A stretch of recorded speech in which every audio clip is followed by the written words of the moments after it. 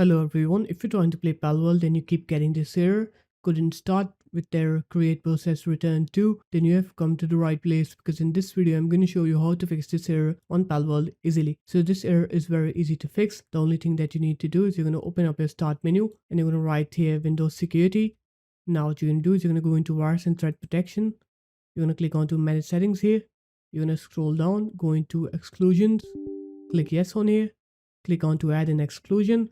Now click file on here, and now you're gonna go to this location and just put in this Palworld Win64 shipping.exe and then click open on here. Now you're gonna close this up. You're gonna open up your game's platform, which is Steam.